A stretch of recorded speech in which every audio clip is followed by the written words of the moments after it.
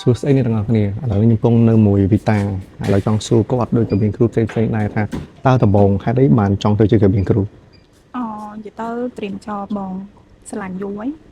ហើយក៏មានឱកាសហើយក៏ដាក់ពាក្យចោលទៅបងដល់ពាក្យចង់មែនអត់មែនទេគាត់ថាយើងអត់គិតថាយើងមានឱកាសបានជាប់ផងទៅហ្នឹងបងមានន័យថាយើងដាក់តែយើងឆ្លាញ់តែយើងអត់ expect ខ្ពស់ទៅលើថាត្រូវទៅជាប់100%ចុះពេលដែល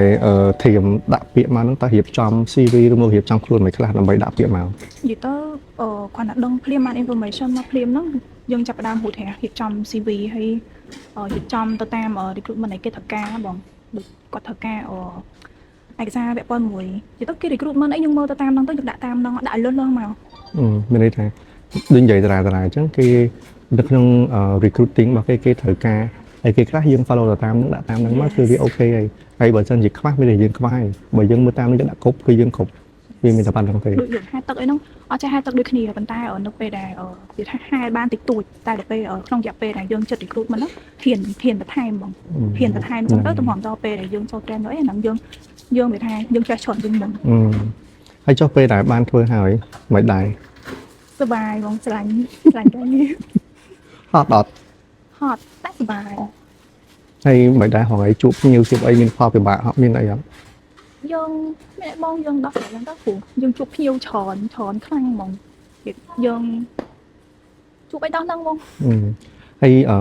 ចុះមុននឹងបានខ្លាយជាកាបៀនគ្រូចាញ់ហោះហ្នឹងតើជួបផលលំបាកអីគេខ្លះនិយាយទៅដូចតាគ្រូមុនដែរហ្មងពាក់បំ training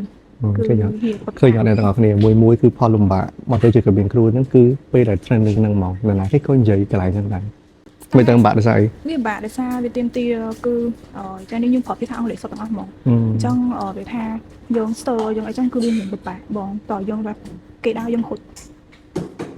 និយាយទៅភាសាអីពេល training ហ្នឹងគឺយើងប្រើជាភាសាអង់គ្លេសទាំងអស់ហើយយើងអត់ប្រើភាសាខ្មែរទេអញ្ចឹងភាសាអង់គ្លេសគឺជាភាសាគោលក្នុងការងារជួយកាបៀនគ្រូអញ្ចឹងបើសិនជាយើងរៀង stir ដូចគាត់និយាយអញ្ចឹងមានតែរត់តាមគេជាយាមសូចពាក្យសូចអីដើម្បីឲ្យយើងយល់អញ្ចឹងតែបើមិនអញ្ចឹងទេគឺប្រឡងនឹងរត់ទៅហើយប្រឡងមិនដែរធ្លាក់ដែរប្រឡងធ្លាក់ប្រឡងសងមែនសង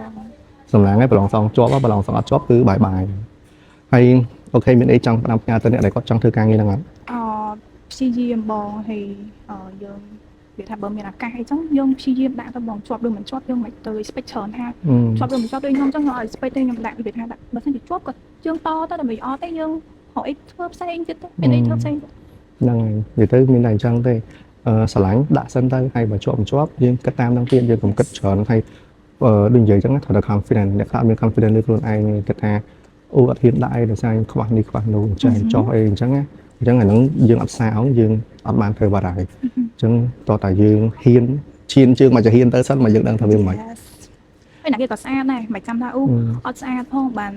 អត់ស្អាតគឺថាអត់ជាប់ក៏ពិតអត់ទេពាក់ព័ន្ធទៅលើការយើងចេះរៀបចំខ្លួនឲ្យស័ក្តិសមទៅនឹងដូចថា